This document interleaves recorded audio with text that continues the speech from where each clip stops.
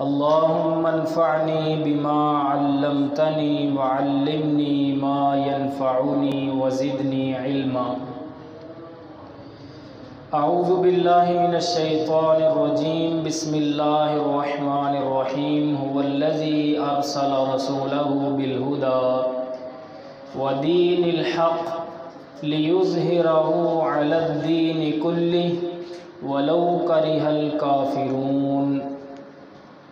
हर किस्म की हम्दो सना अल्लाह वहदहू ला शरीक की ज़ात अक़दस के लिए ख़ास है, जो इस पूरी कायनात का खालिक है, मालिक है, राज़िक है, रहमान और रहीम है, फ़आलु लिमा युरीद है और अला कुल्लि शैइन क़दीर है।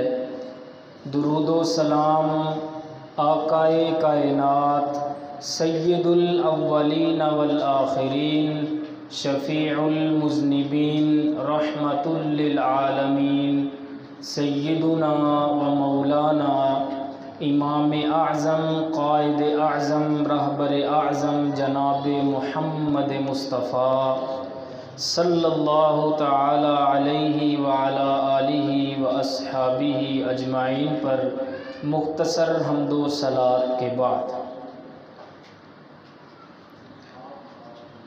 मस्जिद में अगर मुकर्रर जमात हो चुकी हो, यानी जो पाँचों नमाज़ों के औकात होते हैं, तो मस्जिद की जो मुकर्रर जमात है किसी भी नमाज की, तो वो हो चुकी हो, उसके बाद कुछ अहबाब आएँ दो से ज़्यादा, तो वो अलहदा से अपनी जमात करवा सकते हैं या नहीं करवा सकते। तो इस हवाले से सबसे पहले तो मैं ये कहना चाहूँगा कि हमारे मुआशरे में जब थोड़ी सी कोई ढील दी जाती है तो उसे उसका गलत फ़ायदा उठाते हैं और उसको सुस्ती और गफलत की बुनियाद बना लेते हैं। तो सबसे पहले ये याद रखें कि ऐसा नहीं करना चाहिए, अगरचे इसकी गुंजाइश मौजूद है, लेकिन अब ये ना हो कि इंसान कहे कि चलो जी नंग लें दो जमात, अपनी जाके हम खुद ही पढ़ लेंगे, दो तीन बंदे हैं तो अपनी करवा लेंगे जाके। इस बात में कोई शक नहीं है, लेकिन यानी जो पहली जमात है इस बात में कोई शक नहीं कि उसके अजर को बंदा नहीं पहुंच सकता। अगरचे बाद में जमात करवाना जायज़ है, लेकिन जो पहली जमात मुकर्रर जमात मस्जिद में होती है उसके अजर को बाद वाली जमात नहीं पहुंच सकती। लेकिन ये है कि जमात करवाना जायज़ है अगर जमात मस्जिद में हो चुकी हो और बाद में कुछ अहबाब आएँ तो वो अपनी जमात करवा सकते हैं। लेकिन इसमें भी एक बात का ख्याल रखना चाहिए। मिसाल के तौर पर ज़ोहर की नमाज़ अभी पढ़ी गई है, 10-15 मिनट गुजरे हैं, अभी लोग सुन्नतें अदा कर रहे हैं, जैसे कि अब ये मस्जिद भी छोटी है, तो अगर यहाँ पर जमात हो गई है, बाद में 4-5 बंदे आते हैं, तो वो यानी ख़ास तौर पर जहरी नमाज के हवाले से ये याद रखें कि जहरी नमाज जब उन्होंने दूसरी जमात करवानी है ना, तो पहली जो मस्जिद में बेचारे सुन्नतें वगैरह पढ़ रहे हैं उनकी नमाज में खलल पैदा होगा। यानी बाद में अगर आके जमात करवाएंगे और ऊंची आवाज़ से किरात करेंगे तो जो बाकी पहले से फ़र्ज़ पढ़ चुके हैं, जमात के साथ नमाज़ पढ़ चुके हैं, वो सुन्नतें पढ़ रहे हैं, कोई नवाफिल पढ़ रहे हैं, तो उनकी नमाज के अंदर खलल पैदा होगा। इस सूरत में अगर तो मस्जिद काफ़ी बड़ी है और मस्जिद के हाल से निकल कर थोड़ा सा साइड पर होकर जमात करवा लें फिर भी ठीक है, लेकिन इस बात को मद्देनज़र रखना चाहिए कि बाद में आने वाले जो भाई हैं, 3-4 भाई जमात करवाना चाहते हैं, अगर जहरी नमाज है और मस्जिद ऐसी है कि वहाँ पर बाकी नमाजों बाकी भाइयों की सुन्नतों में नवाफिल में खलल पैदा होगा, तो इस सूरत में फिर वहाँ पर वो जमात ना करवाएं तो ज़्यादा बेहतर है। उनके सुन्नतें पढ़ने का इंतज़ार कर लें, 5-7 मिनट इंतज़ार कर लें, जब सारे चले जाएं फिर बाद में जो है वो अपनी जहरी नमाज करवा लें। हाँ, अगर ज़ोहर असर की नमाज हो तो एक साइड पर होकर जो है ना वो जमात करवा सकते हैं। इस हवाला से हदीस मुबारका है तिरमिज़ी शरीफ की और मुस्नद अहमद की, हज़रत अबू सईद खुदरी रज़ी अल्लाहु अन्हु से मरवी है, जा रजुलन, एक आदमी आया मस्जिद में, वक़द सल्ला रसूलुल्लाह सल्लल्लाहु अलैहि वसल्लम बि अस्हाबी, और नबी सल्लल्लाहु अलैहि वसल्लम सहाबाए किराम को जमात करवा चुके थे, यानी आप नमाज पढ़ा चुके थे। एक आदमी बाद में एक सहाबी आए नमाज पढ़ने के लिए, तो आपने सामने फरमाया अय्युकुम यत्ताजिरु अला हाज़ा, कौन है कि जो इस बंदे के साथ तिजारत करेगा। और एक रवायत के अल्फाज है मैं यतसद्दक़ु अला हाज़ा फ़युसल्ली माहू, कि कौन है कि जो इस बंदे पर सदका करेगा और इसके साथ मिलकर जमात करवा ले, जमात के साथ नमाज़ पढ़ ले। यानी ख़ुद आपने हुक्म दिया कि इसने अकेले ने बेचारे ने नमाज़ पढ़नी है, जिन्होंने पढ़ ली है वो अपनी नफली पढ़ लें और इसके साथ जो है ना वो मिलकर फ़र्ज़ नमाज अदा कर ले, उसकी फ़र्ज़ हो जाएगी, इसको नफल का सवाब मिल जाएगा और जमात भी हो जाएगी। फ़क़ाम रजुलन फ़सल्ला माहू, तो हज़रत अबू सईद कहते हैं कि एक आदमी नबी अलैहिस्सलाम की मजलिस से उठा और जाकर उसने उस भाई के साथ नमाज अदा की जमात के साथ। तो जमात दूसरी भी हो सकती है मस्जिद में, इसकी डिटेल मैं पहले बता चुका हूँ। बाज़ भाई क्या करते हैं कि नमाज के अंदर दाढ़ी के बाल ही संवारते रहते हैं ऐसे, और वो यानी सर के बाल ही पाफ़ी, कई जो नौजवान हैं वो पाफ़ी सीधा करते रहते हैं नमाज में। तो ये बिल्कुल मना है, याद रखें। नमाज के अंदर दाढ़ी के बाल सीधे करते जाना या अपने सर के बाल सीधे करना या अपने कपड़ों को ही दुरुस्त करी जाना, कपड़े सीधे करी जाना नमाज में, ये बिल्कुल जो है वो गलत बात है। इससे प्यारे नबी ने मना फरमाया है। सही बुखारी में हदीस है, हज़रत अब्दुल्ला बिन अब्बास रज़ी अल्लाह तआला अन्हु से मरवी है कि नबी अकरम सल्लल्लाहु अलैहि वसल्लम ने इरशाद फरमाया, उमिरतु अन अस्जुद अला सबअतिन, मुझे हुक्म दिया गया है कि मैं 7 अज़ा पर सजदा करूँ, 2 पाँव, 2 घुटने, 2 हाथ और 1 पेशानी।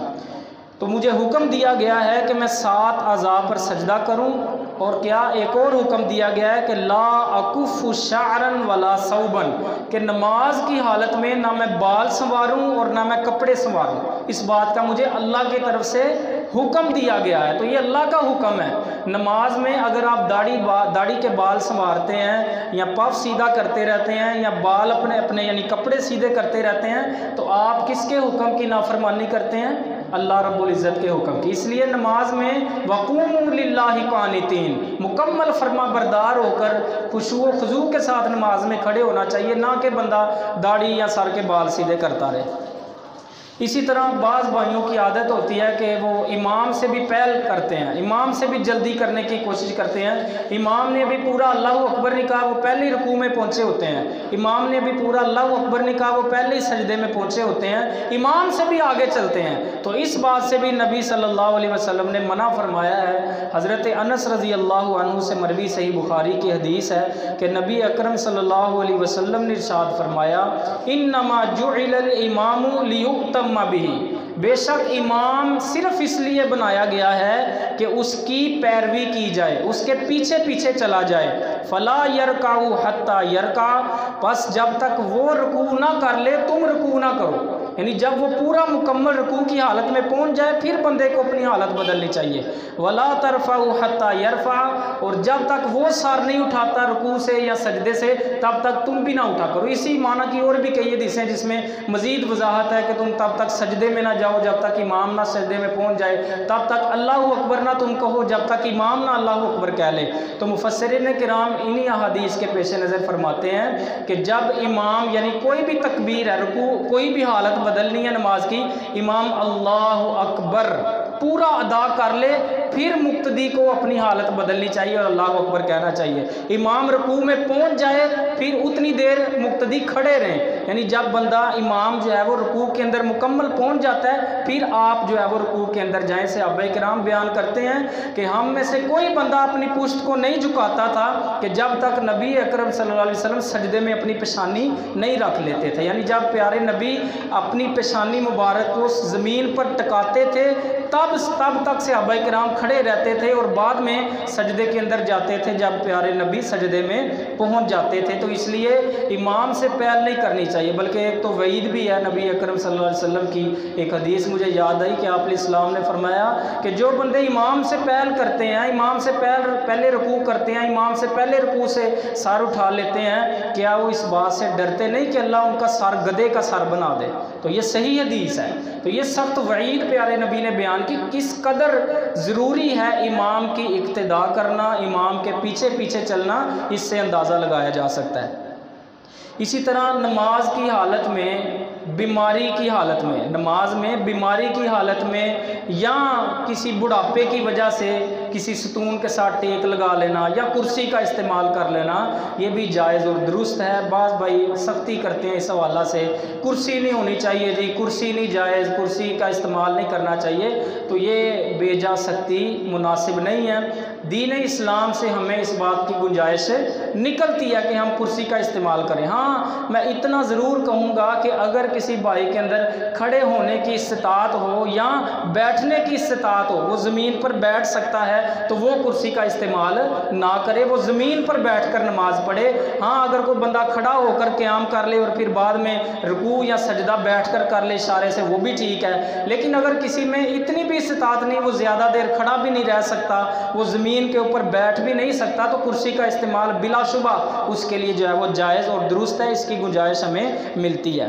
हज़रत उम्मे कैस बिनते महसन रज़ी अल्लाह अन्हु से मरवी है, सुनन अबू दाऊद की ये सही हदीस है, अन्ना रसूलुल्लाह सल्लल्लाहु अलैहि वसल्लम लम्मा असन्ना, कि जब नबी अकरम सल्लल्लाहु अलैहि वसल्लम उधेड़ उम्र को पहुँचे, यानी अपनी उम्र के बुढ़ापे को पहुँचे, वह हमल लहमा, और आपका यानी जिस्म मुबारक गोश्त उसके ऊपर चढ़ गया, यानी आप इस्लाम थोड़े से भारी हो गए।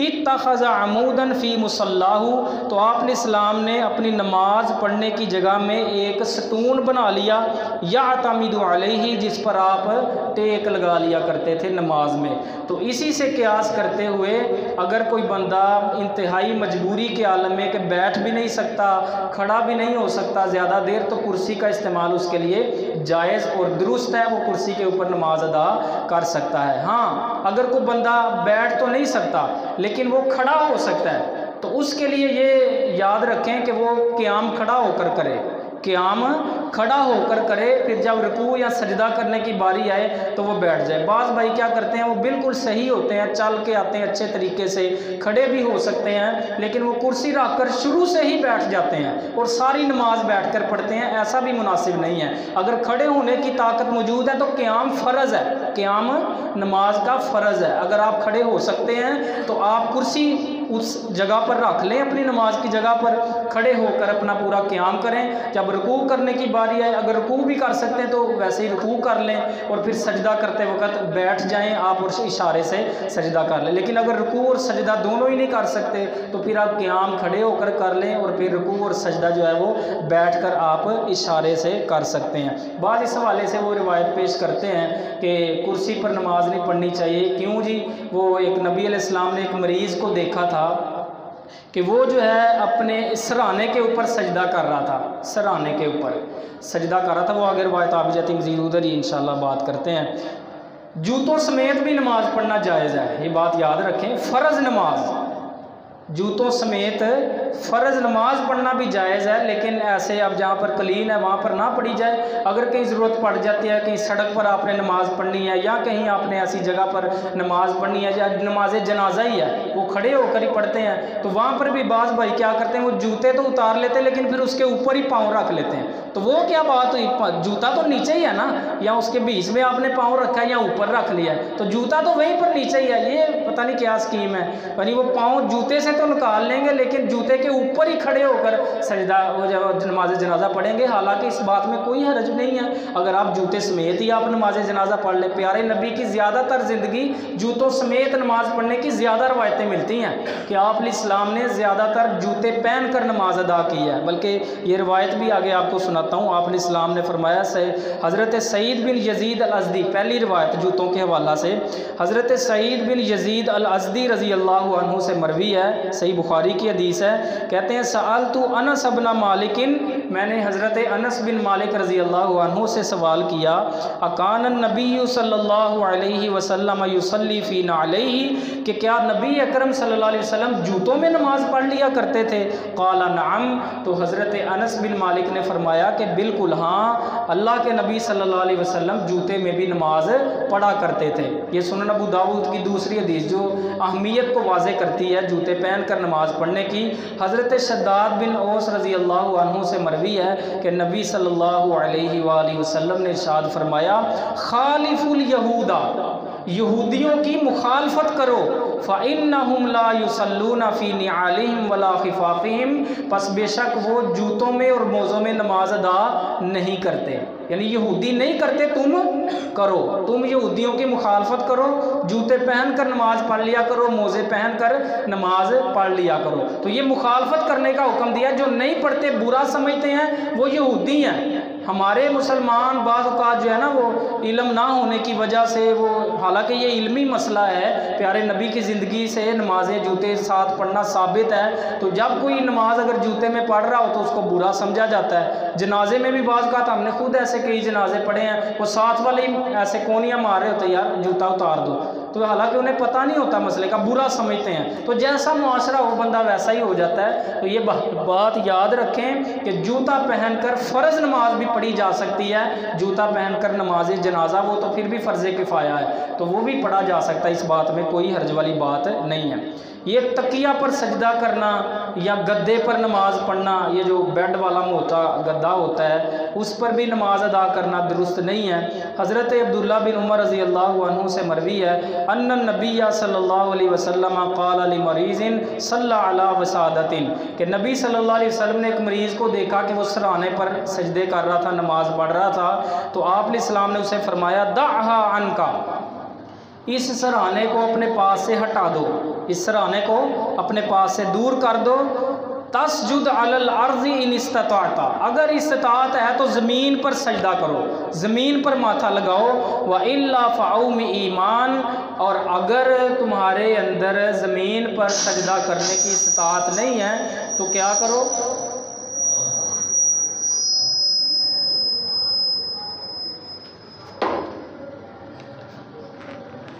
बिल्ली भी जुमा पढ़ने आई है माशा। फरमाया कि इस सजदे को जो है ना, वो इस सराहने को दूर कर दो, अगर इस्तात है तो ज़मीन पर सजदा करो, और अगर इस्तात नहीं है तो फिर क्या करो, सराहना फिर भी हटा दो, लेकिन इशारों से जो है वो तुम सजदा कर लो। वजअल सुजूदा का अख़फ़ज़ मिन रुकूई का, और अपने सजदों को अपने रुकू से ज़रा झुका लो। अच्छा, यहाँ पर भी एक नुक्ता याद रखें, मैंने खुद देखा है बाज़ भाई क्या करते हैं, जो कुर्सी पर नमाज़ पढ़ रहे हैं ना, इस तरह रुकू करते वक्त हाथ उनके कहाँ होते हैं, घुटने पर, थोड़ा सा ऐसे सजदा रुकू करते हैं, फिर जब सजदा करते हैं तो हाथ उठाकर आगे ले जाते हैं, यानी वो उनकी फिर ये चीज़ वो घुटने पर होती है और हाथ आगे जा रहे होते हैं, तो ये तरीका भी दुरुस्त नहीं है। सजदा आपने करना है, अगर कुर्सी पर नमाज पढ़नी है ना, ये नुक्ता आप जहाँ भी अगर किसी को भी आप भी देखें, आप पर लाजिम है कि ये बात उन तक पहुँचाएँ। रुकू करते वक्त भी हाथ घुटनों पर ही रखें और थोड़ा सा ज़रा झुक कर रुकू कर लें। जब सजदा करने की बारी आती है हाथ वहीं पर रहने दें, हाथ वहीं पर रहने दे, बस वो रफुल यदैन जैसे करना है करके फिर हाथ वहीं पर रखकर, तो जो है वो आप थोड़ा सा रुकू से ज़्यादा अपना सर झुका लें, लेकिन हाथों को आगे करना ये दुरुस्त नज़र नहीं आता, क्योंकि वो इस तरह हाथ भी ज़्यादा आगे चले जाते हैं, सर पीछे होता है, और वो भी हदीस के खिलाफ जाता है कि आप इस्लाम ने फरमाया कि हाथ जो है ना वो कान से ज़्यादा आगे नहीं होने चाहिए। आप इस्लाम से ये साबित है कि कंधों तक हाथ होते थे सजदे में या कानों तक, तो जब हम हाथ ऐसे कुर्सी पर आगे बढ़ा लेते तो वो सर से भी आगे जा रहे होते हैं, तो ये तरीका दुरुस्त नहीं है। अगर कुर्सी पर नमाज पढ़नी है तो थोड़ा सा रुकू थोड़ा झुक कर लें, सजदा ज़रा उससे थोड़ा सा ज़्यादा झुक कर लिया जाए।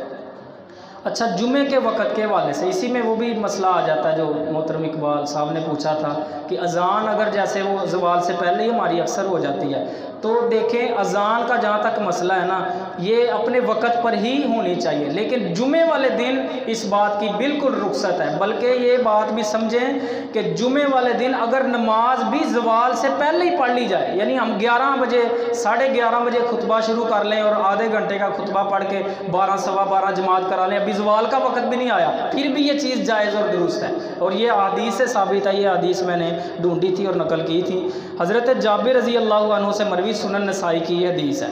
कहते हैं कुन्ना नुसल्ली मा रसूलिल्लाहि सल्लल्लाहु अलैहि वसल्लम अल जुमुअता, कि बेशक हम अल्लाह के नबी सल्लल्लाहु अलैहि वसल्लम के साथ जुमे की नमाज़ पढ़ लेते, सुम्मा नरजिउ, फिर हम लौटते, फ़नरीहु नवाज़िहना, अपने पानी ढोने वाले ऊँटों को राहत पहुँचाते, उन्हें छोड़ते। कुल्तु अय्यता साअतिन, हज़रत मोहम्मद बिन अली बिन हुसैन बिन अली, जिसे इमाम बाक़िर रहमतुल्लाह अलैह कहते हैं, उन्होंने पूछा कि ये कौन सा वक़्त था। कुल्तु अय्यता साअतिन, उन्होंने हज़रत जाबिर से पूछा कि ये कौन सा वक़्त होता। उन्होंने कहा ज़वाल अश-शम्स, ये ज़वाल यानी का वक़्त होता है सूरज के ज़वाल का, सूरज के ढलने का वक़्त। यानी ये सारी रवायतें मिलाएं तो नबी अलैहिस्सलाम का अमल ये मिलता है कि आपका खुतबा ज़वाल से पहले पहले ज़्यादातर होता था, और फिर जैसे ही ज़वाल का वक़्त ढलता साथ ही आप जमात करवा देते। और सहाबा कहते हैं कि जब वापस जाकर हम जो है ना अपने ऊँटों को छोड़ रहे होते और तब भी अभी सूरज ढल रहा होता, यानी फ़ौरन ही आप नमाज़ पढ़ा देते थे। लेकिन सहाबा किराम का अमल भी मिलता है। अच्छा, ये दूसरी रवायत भी सुन सुनन नसाई की, हज़रत सलमा बिन अकवा रज़ी अल्लाह अन्हु से मरवी है, कुन्ना नुसल्ली मा रसूलिल्लाहि सल्लल्लाहु अलैहि वसल्लम अल जुमा, हम रसूलुल्लाह सल्लल्लाहु अलैहि वसल्लम के साथ जुमे की नमाज़ पढ़ते, सुम्मा नरजिउ, फिर हम लौटते, वलैसा लिल हितानि फैयुन युस्तज़ल्लु बिही, और दीवारों का इतना साया भी नहीं होता था जिसमें बंदा खड़ा हो सके। यानी आप अलैहिस्सलाम इतनी जल्दी खुतबा भी पूरा कर देते, फिर नमाज भी अदा कर देते, और सहाबा जब लौटते तो दीवारों का बिल्कुल साया थोड़ा सा कहले होगा कि जिसमें बंदा खड़ा नहीं हो सकता, यानी इतनी जल्दी आप नमाज पढ़ा देते थे। तो नमाज अगरचे आपने इस्लाम ज़वाल के वक़्त के ढलते साथ ही पढ़ा देते थे, लेकिन कम से कम इससे इतना तो साबित होता है ना कि आपका खुतबा नमाज से पहले ही होता था, ज़वाल के वक़्त से पहले।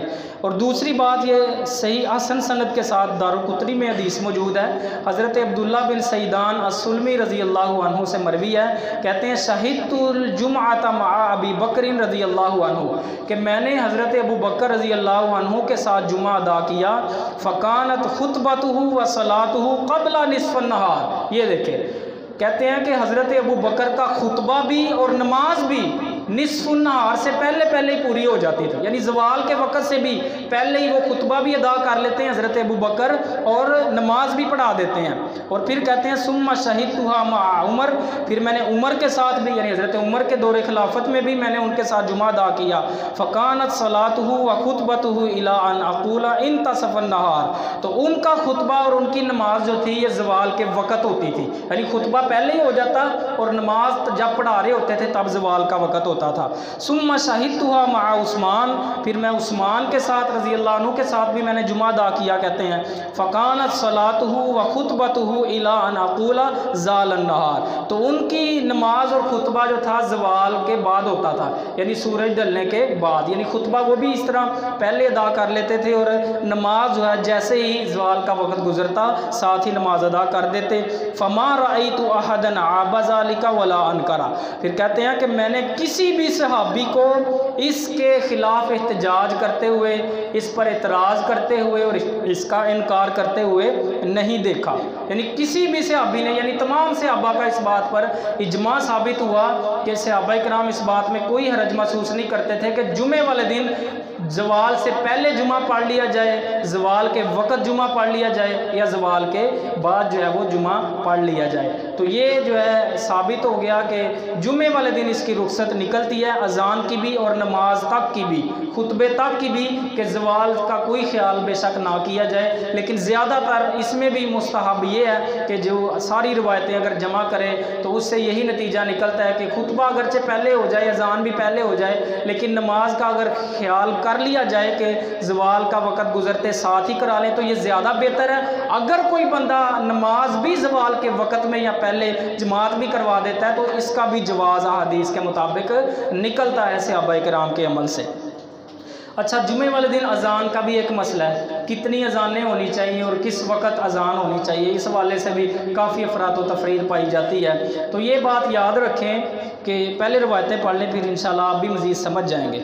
हज़रत साइब बिन यजीद रज़ी अल्लाह अन्हु से मरवी है कि कान निदाउ यौमल जुमअती अव्वलुहु इज़ा जलसल इमामु अलल मिंबर, कहते हैं कि पहली अज़ान जो है ना जुमे वाले दिन की तब होती थी कि जब इमाम मिंबर के ऊपर बैठ जाता। पहली अज़ान कब होती कि जब इमाम मिंबर पर बैठता खुतबा देने के लिए।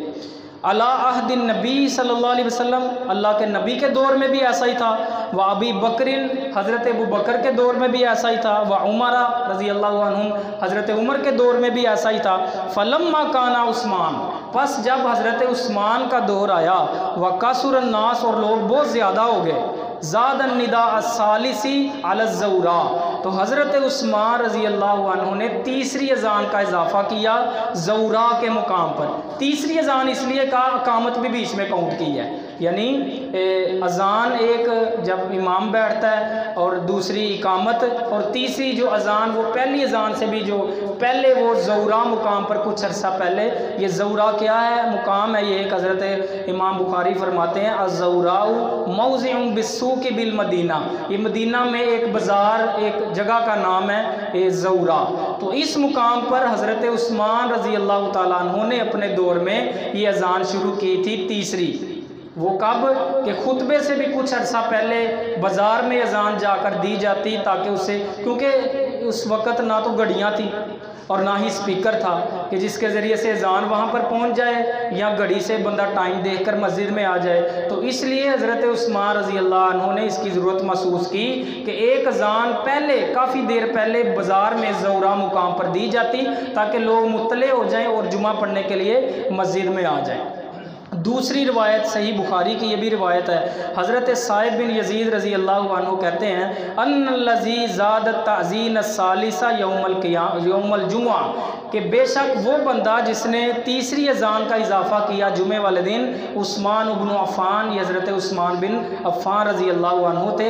हीना का सूरा अहलुल मदीना, जब अहले मदीना बहुत ज़्यादा हो गए, लोगों की कसरत हो गई। वलम यकुन लिन्नबी सल्लल्लाहु अलैहि वसल्लम मुअज़्ज़िनुन गैर वाहिदिन, और नबी इस्लाम का एक के अलावा कोई मुअज़्ज़िन नहीं था, यानी एक ही अज़ान होती थी जब इमाम खुतबे के लिए यानी मिंबर पर बैठता।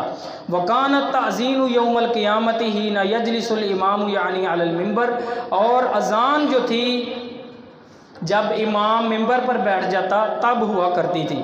तीसरी रिवायत सही बुखारी की ये भी है, हज़रत इमाम ज़ुहरी रहिमहुल्लाह फरमाते हैं समिअतु साइब इब्न यज़ीद, मैंने साइब बिन यज़ीद से सुना, वो फरमा रहे थे इन्नल अज़ाना यौमल जुमाती काना अव्वलहु हीना यजलिसुल इमामु यौमल जुमाती अलल मिंबर। कहते हैं कि पहली अज़ान हुआ करती थी जब इमाम जुमे वाले दिन खुतबा देने के लिए मिंबर पर बैठ जाता। फ़ी अहदी रसूलिल्लाहि सल्लल्लाहु अलैहि वसल्लम, अल्लाह के रसूल सल्लल्लाहु अलैहि वसल्लम के ज़माने में, व अबी बकरिन व उमर रज़ी अल्लाहु अन्हुमा, हज़रत अबू बकर और हज़रत उमर रज़ी अल्लाहु अन्हुमा के ज़माने में भी एक ही अज़ान होती थी जब इमाम खुतबे के लिए बैठता। फ़लम्मा काना फ़ी खिलाफती उस्मान इब्न अफ़्फ़ान, बस जब हज़रत उस्मान बिन अफ़्फ़ान रज़ी अल्लाह अन्हु की खिलाफत का दौर आया, वकासुरु, और लोग ज़्यादा हो गए, अमरा उस्मान, तो हज़रत उस्मान रज़ी अल्लाह अन्हु ने हुक्म दिया यौमल जुमाती बिल अज़ान सालिस, जुमे वाले दिन तीसरी अज़ान का। फ़उज़्ज़िना बिही अला ज़ौरा, तो वो अज़ान ज़ौरा मुकाम पर दी जाती।